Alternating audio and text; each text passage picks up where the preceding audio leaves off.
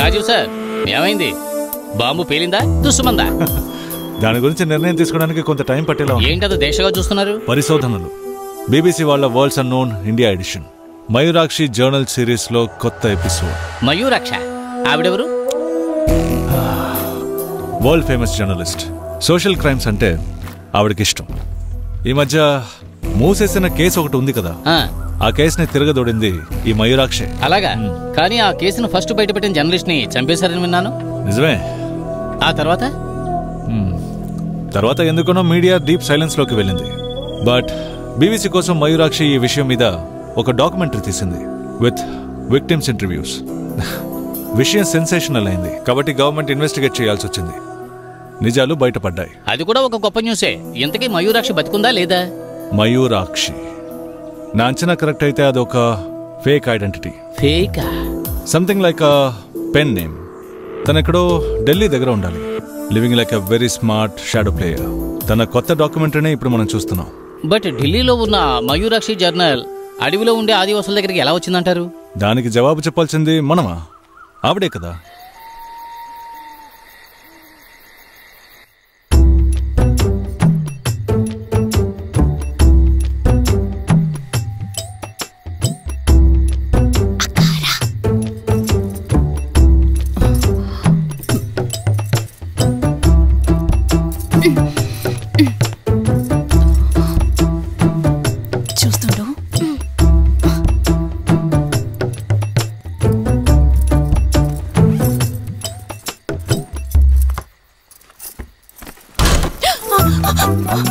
అంటే మీ వాళ్ళ వృత్తే ఇదన్నమాట, దొంగిలించడం. అది నేను మరి చెప్పు. నేను నా బ్యాగ్ తీసుకెళ్తే అది దొంగతనం ఎలా అవుతుంది సారు? అది కరెక్టేలే. ఒక యువకుడి గదిలోకి తన పర్మిషన్ లేకుండా అక్రమంగా దూరిందే కాక న్యాయం మాట్లాడుతున్నావా? నాకు నా బ్యాగ్ కావాలి. కుదరదు.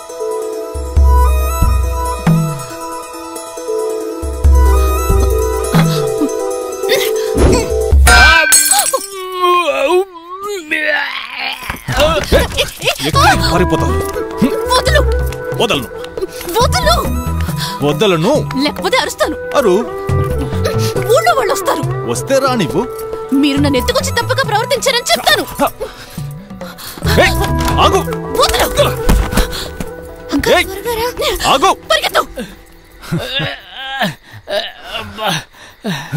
ఆ దొంగని వదిలేశారేంటి సార్? వెళ్తే వెళ్ళిందిలే. నిధి నా దగ్గర ఉందిగా. నిధిని మీ దగ్గర ఉంచుకుని ఏం చేస్తారు సార్? నా మూలధనాన్ని దెబ్బ కొట్టి ఆమె పారిపోయింది.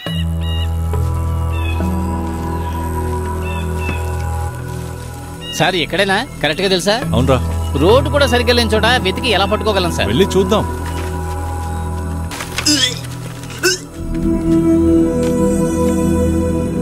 మందులు చేంజ్ చేయాలి. ఇది భయంకరమైన విషజ్వరం, త్వరగా అందరికీ వ్యాపిస్తుంది. గవర్నమెంట్ హాస్పిటల్లో ఇంతవరకు దీనికి మందులు దొరకట్లేదు. ఏదైతేనే నేను మందులు మార్చిస్తాను. కొత్త మందుల క్యాంపు నుంచి నర్సు వచ్చేస్తుంది, సరేనా?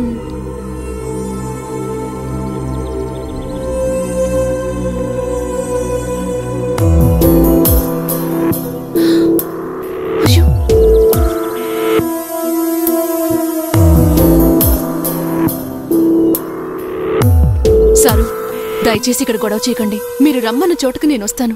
అసలే కళ్యాణి వాళ్ళమ్మ జబ్బుతో మంచాన పడుంది.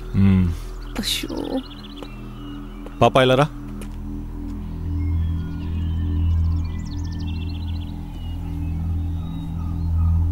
అమ్మకి ఏమైంది? అమ్మకి జ్వరం వచ్చింది, మందు కూడా ఇచ్చాం. ఇప్పుడు పిలిస్తే అమ్మ పలకడం లేదు. హాస్పిటల్కి తీసుకెళ్ళలేదా? డాక్టర్ గారు మందులు ఇచ్చారు, మీరు వెళ్ళొచ్చు. మీరెవరు? నేను ఈ ఊరోనే భద్ర. ఊళ్ళో ఎవరికైనా ఒంట్లో బాగోపోతే క్యాంప్ వాళ్ళు వచ్చి మందులు ఇస్తారు. మాకచ్చాలు. సారు, మా అమ్మకి ఒంట్లో బాగోలేదు, ఆసుపత్రికి తీసుకువెళ్ళాలి. లోపలికి వెళ్ళా. వెంకట్ సార్, ఇవన్నీ హాస్పిటల్కి తీసుకెళ్దాం. Okay sir. కావాల్సిన వస్తువులు తీసుకో. అమ్మని హాస్పిటల్కి తీసుకెళ్దాం. అది ఎలా కుదురుతుంది సార్? మా గూడానికి వచ్చి మీరెలా అధికారం సెలయిస్తారు? ఏంటి భద్రా ఇది? ఇవన్నీ హాస్పిటల్కి తీసుకెళ్ళకపోతే అన్యాయంగా ఇక్కడే చనిపోతుంది. పోయే కాలం వస్తే పోక తప్పదు కదా సారే. మీరు తలుచుకుంటే మాత్రం చావును తప్పించగలరా ఏంటి? మనం ఒకసారి ప్రయత్నించి చూద్దాం. మీరిక బయలుదేరచ్చు. మా గూడెం విషయంలో జోక్యం చేసుకుంటే నరికి కాకులకి గెద్దలకి వేస్తాం. నన్ను ఎవరు అనుకున్నావురా? మక్కలు ఎరగదీస్తా ఏమనుకున్నావు?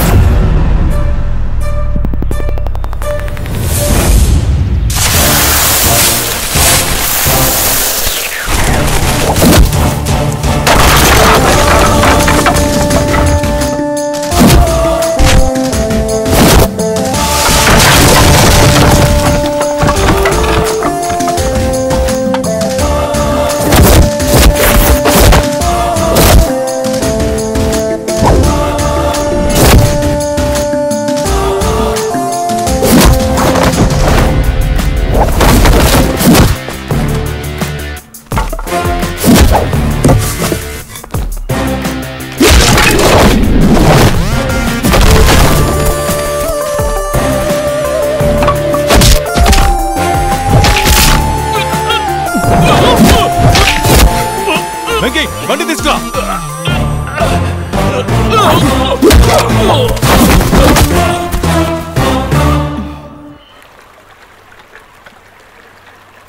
కిడ్నీ ఫంక్షన్ వీక్గా ఉంది. లివర్ కండిషన్ కూడా డౌటే. సిటీకి తీసుకువెళ్ళి మెడికల్ కాలేజీలో చెక్ చేయిస్తేనే ప్రాబ్లం ఏంటో తెలుస్తుంది.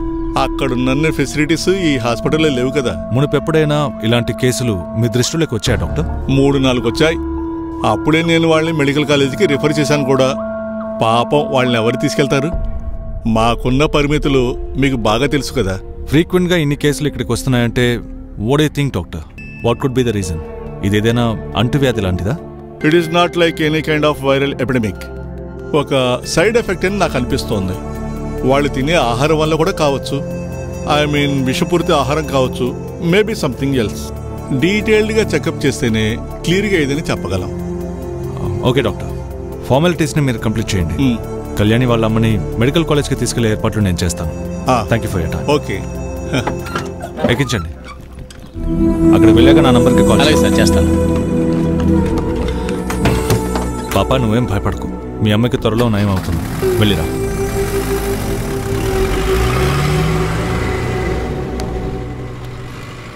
సారు, మీరు పోలీసా? నన్ను చూస్తే పోలీసులు అనిపిస్తుందా?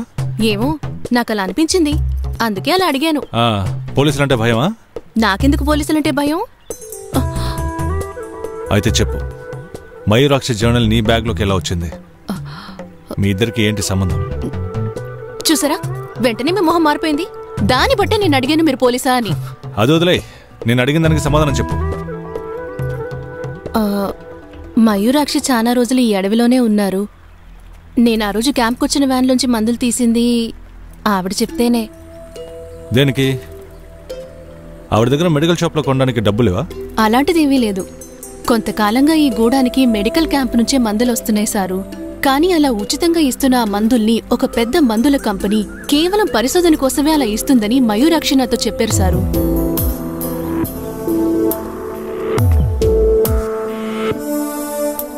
కళ్యాణి వాళ్ళ అమ్మకొచ్చింది కేవలం మామూలు జ్వరమే. కానీ ఆ మందులు వాడిన తర్వాతే అలా అయ్యింది. ఆవిడ్ని చూశారుగా, ఆవిడలాగే చాలా మంది ఉన్నారు ఈ గూడలో. ఏదో ల్యాబ్లో పరిశోధించడానికి కొన్ని మందులు కావాలని మయూరాక్షి నన్ను అడిగారు. అందుకే నేను క్యాంప్ వ్యాన్లోంచి మందులు దొంగిలించాను. ఓహో, ఈ మయూరాక్షి ఎక్కడ ఉంటారేంటి? అది నాకు తెలీదు. గూడెం గుడిలో చీటీ పెడతారు. చెప్పిన టైంకి వెళ్తే ఆవిడ్ని చూడొచ్చు మీరు. పోస్ట్ పంపే పని నాకు అప్పగించారంతే. ఈ విషయం గుర్తుపెట్టుకో. ఈసారి నువ్వు ఆవిడ్ని కలిసినప్పుడు నేను ఆవిడ్ని కలవాలనుకుంటున్నానని చెప్పు.